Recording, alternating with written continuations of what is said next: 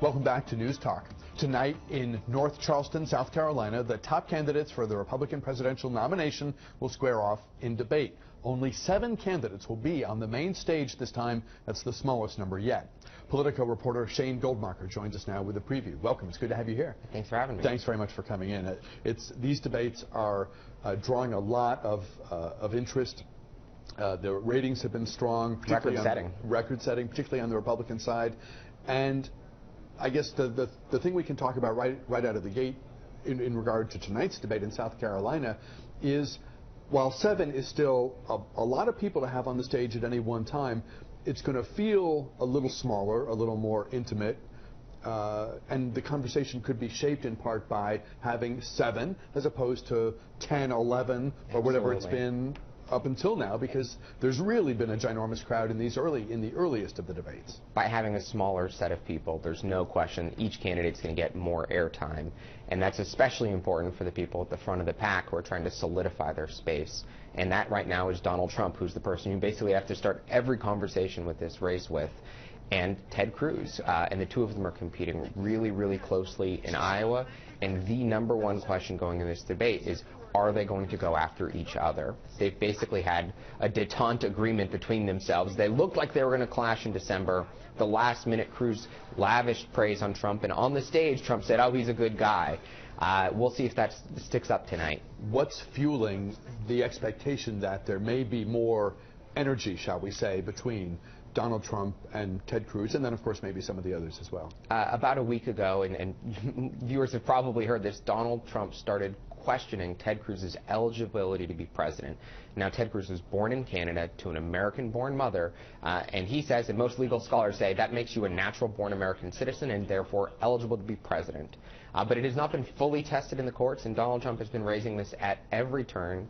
And I was following Ted Cruz around in Iowa most of last week, and people were asking about this at stop after stop, reporters, some voters. And for Ted Cruz, he finally started to fight back. In the last couple of days, he started going after Donald Trump, talking about his New York values as a thing to say, you know, you're not really an Iowa person or a New Hampshire person. Subtle swipes, but Donald Trump has taken a little offense to it, and so we'll see what happens when they get together tonight. This is a reminder that Donald Trump has an uncanny ability to shape and argue, you might even say, at the risk of overstatement, control the dialogue. This is something admirable if you're an aspiring pol. It's something to cheer if you're a Trump person, and it's got to be maddening for the other candidates and their teams. It's especially maddening for the people who are not standing in the middle of the stage, but at the edges. If you're John Kasich and now Jeb Bush, and you're in the low single percents, you're looking at Donald Trump and you're saying, oh my goodness, how come I can't get any airtime? And so what they've tried to do is go after Donald Trump to get that airtime. Just hours before this debate, Jeb Bush unveiled a new TV ad today, one of his sharpest of the entire campaign, and it opens with him saying, Donald Trump is a jerk, and let me tell you why he's a jerk. And it goes back to what Bush says is Trump making fun of somebody with a disability. It's a really, an intense ad, and Bush is airing it just before the debate, maybe hoping it comes up. But Donald Trump is certainly not the only storyline I'm watching tonight. I think probably the most interesting person to watch in terms of the overall arc of the race is probably Marco Rubio, who's not in first place in any polls, in any early state, or nationally, and yet is probably fielding the most attacks of anyone in the field. And the reason is everybody else on stage thinks he has the potential to beat them, and so they're all trying to stop him before he gets any momentum. It's fascinating because we're months into this process. While it's true there hasn't been any voting yet, the caucuses are still down, the Iowa caucuses are still in front of us, the New Hampshire primary and all the primaries that follow are still weeks and months away. It's still fair to say, and it's obviously true, that we've been at this for months.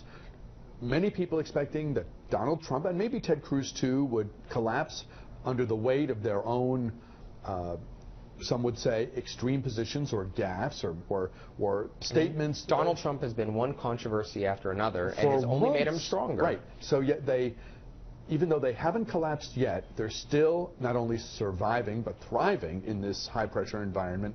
There's still an expectation for some that there's no way they can go the distance, and that someone very much like a Marco Rubio is the guy the party turns to when this period of hey, let's have some fun talking about Donald Trump. Let's poke a stick at the establishment by getting behind this kind of unconventional guy who says what a lot of us are thinking but we're afraid to say. The thinking still is that Marco Rubio could be the guy, despite a considerable underperformance problem till now. The Rubio campaign and the Cruz campaign, just to pick those two, have made sort of fundamentally different bets about where the Republican Party is today. The Rubio campaign is betting that the Republican Party, while slightly more conservative than it has been historically, and Rubio is no question more conservative than the historic mean Republican, he's betting that the party is closer to its historic average. And Ted Cruz is saying, you know what, I think the party has swung farther to the right, and the middle is closer to me than it is to what Bob Dole was, what George W. Bush was, and the whole past Republican nominee history. And so that's what's so fascinating about this race, and people are saying this very much could define the future of the Republican Party. If you have a Donald Trump and a Ted Cruz, do you have a split? Do people decide that this isn't representing them? Do Republicans say those folks aren't their party anymore? Arguably, President Obama and Nikki Haley were referring to Donald Trump Tuesday night in their speeches, even though neither mentioned him by name. Can you talk about why Haley's comments in particular have strategist types and political analysts talking still 48 hours later? Yeah, well, Nikki Haley is the governor of South Carolina. She's a woman. She's Indian American. She's been overwhelmingly elected. And she is on most people's short list to be a potential vice president nominee for most of the candidates. So she starts with a high profile. And it is unusual for the Republican rebuttal to a Democratic president to take aim not at the Democratic president, but at the Republican frontrunner running for president. And it's not just sort of intoned that she did this. She came out the next day and said, absolutely. My comments about not listening to the siren song of the angriest in the room, where it's absolutely about Donald Trump. That's just an unusual thing. It's the Republican response, not usually aiming at a fellow Republican. I know you're talking with campaign insiders all the time. Is there still a belief that someone in what we're calling this cycle, the establishment lane, will emerge as maybe part of a top three with maybe Trump and Cruz and this third candidate? Is there a gut sense for when that'll happen? Will it be after a few contests or deeper into the process? And is there a feeling about who the establishment lead horse will ultimately will be once there is one? You're asking probably one of the hardest questions to answer is, when will this happen? Because there are still four people very much competing for this. And we haven't mentioned Chris Christie, the New Jersey governor, John Kasich, who's also going to be on the main stage, the Ohio governor, Jeb Bush, and Marco Rubio. Those are the four who are basically competing for that space. And there's no question of, there's no answer who it's going to be at this point. Now, Marco Rubio, as I said, is being attacked by everyone, by Trump, by Cruz, and by those other three, because everyone views him as maybe the likeliest person to emerge in that lane and the biggest threat to Trump and Cruz if he does. So that's the person most people are watching. He's been the highest in the polls, and he's more importantly been moving in the right direction, right? Bush started high and he's come back lower. Christie started high 2 years ago, way before the race began. He's had a little bump and he's receded.